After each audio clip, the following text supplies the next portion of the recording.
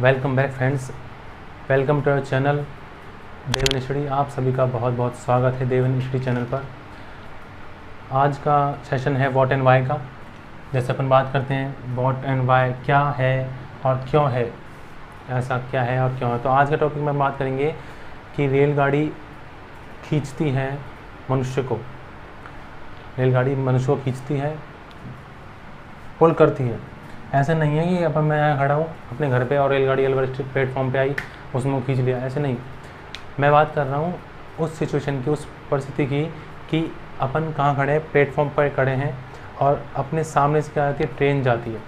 और जब ट्रेन गुजरती है अपने सामने से तेज़ी से, तो अपन को ऐसा महसूस होता है, एक्सपीरियंस लिया हुआ आपने कभी, मैंने लिया है, ऐसा लगता है कि अपन को क्या तो कोई पीछे धक्का दे रहा है या फिर ट्रेन खुद की तरफ हमको कर रही है, खींच रही है, पुल कर रही है, या फिर कोई पुश कर रहा है। ठीक है, तो ऐसा क्यों होता है? इसके पीछे एक फिजिक्स है, और वो फिजिक्स क्या है? वो फिजिक्स है वायुदाब, एयर प्रेशर। अब वायुदाब के कारण कैसे एक मनुष्य, इतना भारी भरकम मनुष्य ट्रेन की तरफ खींचा चला जाता है, इसके पीछे कारण जानने के लिए आपको पहले वायुदाब समझना पड़ेगा। वायुदाब क्या होता है? वायुदाब आपको शब्द से ही पता चल रहा है, वो वायु मतलब एयर और दाब मतलब प्रेशर। तो वायु के द्वारा लगने वाला दाब क्या कहलाता है? वायुदाब कहलाता है। होता क्या है एक्चुअल में, जब इंसान, जैसे मान लो ये कोई ट्रेन की पटरी है, ठीक है, और कोई इंसान खड़ा है इसके प्लेटफॉर्म पर, ठीक है, यहाँ पर कोई खड़ा है, या आप हो, ठीक है, हाँ आप ही हो, जो भी वीडियो देख रहा है वो यही है, ठीक है, चलो मैं ही हूँ, मैं खड़ा हूँ यहाँ पर और ये पटरी है। यहाँ पर अचानक से ट्रेन आती है और ट्रेन गुजर जाती है, और जब वो आती है सामने से गुजरते वक्त मुझे धक्का महसूस होता है पीछे से, या फिर आगे की तरफ खिंचाव महसूस होता है। क्यों होता है? आप थोड़ा ध्यान दो इधर। जब ट्रेन नहीं आई थी, जब ट्रेन प्लेटफॉर्म पे नहीं थी, तब की सिचुएशन की, तब उस परिस्थिति में क्या हो रहा था? केस फर्स्ट की बात करते हैं अपन। उस टाइम क्या था, मेरे आगे की जो हवा थी और जो मेरे पीछे की जो हवा है वो क्या है? इक्वल है। क्या है? इक्वल है। जहाँ जितनी हवा मेरे पीछे है उतनी ही एयर क्या है? आगे है। ठीक है, इसमें तो क्या है? बैलेंस बना हुआ है। लेकिन क्या होता है, जब ट्रेन आती है प्लेटफॉर्म पर और तेज़ी से गुजरती है, तो वह ट्रेन मेरे सामने वाली जो हवा है उसको भी अपने साथ तेज़ी से ले जाती है आगे की तरफ। तो यहाँ पर जो है हवा क्या हो जाता है, जो यहाँ पर जो हवा थी, मेरे आगे की तरफ जो हवा थी वो ट्रेन के साथ क्या चल जाएगी? आगे की तरफ चली जाती है। और मेरे जो आगे की तरफ जो हवा का जो दबाव था, या फिर हवा जो है उसमें क्या होती है? बहुत तेज़ी से एकदम से अचानक से क्या होती है? कमी होती है। उस अचानक कमी के कारण यहाँ का जो वायु है वो कमी हो जाती है वायु में, और वायु कम होने के कारण यहाँ पे जो दाब था वायु का पहले, वो क्या हो जाएगा? कम। क्या हो जाएगा? वो वायु दाब क्या हो जाएगा? यहाँ पर कम हो जाता है। ठीक है, रेलगाड़ी आई, यहाँ सामने की, मेरे सामने की जो हवा थी उसको क्या ले गई? अपने साथ ले गई, और मेरे सामने जो हवा थी उसका प्रेशर क्या हो गया? कम। प्रेशर कम क्यों हो गया? क्यों? हवा कम हो गई। कोई चीज़ ज़्यादा होगी तो प्रेशर ज़्यादा होगा, कोई चीज़ कम होगी तो प्रेशर क्या होगा? कम होगा। ठीक है, तो हवा कम, प्रेशर कम हो जाएगा। लेकिन आपने ध्यान दिया हो तो यहाँ पर देखो, पहले से जो प्रेशर था वो तो उतना ही है, कम तो इधर वाला हुआ है, कम इधर वाला थोड़ी हुआ है। तो ये प्रेशर क्या हो जाएगा? ज़्यादा। लेकिन इसकी तुलना में, इसके कंपेयर में इधर वाला प्रेशर क्या हो जाएगा? ज़्यादा।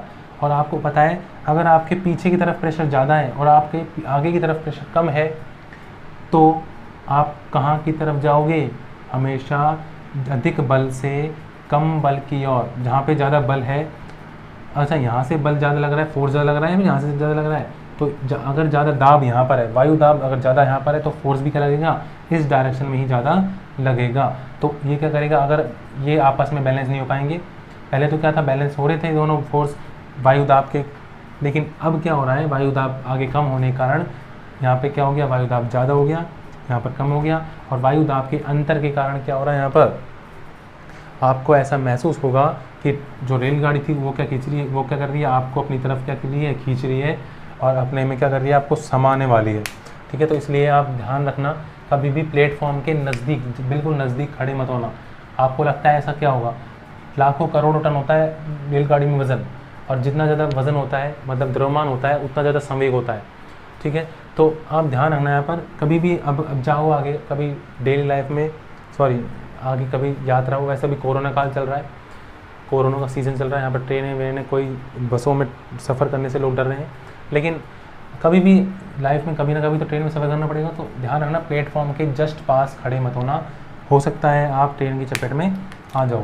तो आज के सेशन में यही था। तो आपने वायु दाब का छोटा सा एक एग्जाम्पल के साथ ऐसे आपने देखा कि वायु दाब का अपने दैनिक जीवन में डेली लाइफ में क्या क्या यूज़ है। अच्छा, इसके अलावा बहुत सारे एग्जाम्पल है, जैसे आंधी चलती है, आंधियों के चलने पर जो छतों पर जो टीन होती हैं, छतों पर क्या होती है, टीन होती हैं, वो उड़ जाती हैं, हवा के साथ उड़ जाती है। वो भी ऐसे, वो उसके पीछे भी ये क्या है, ये वाला सिद्धांत है। कैसे? जैसे मान लो यहाँ पर कोई घर है, ठीक है, यहाँ पर कोई टीन, ये टीन है, ये वाली टीन है और ये वाली टीन है, ठीक है।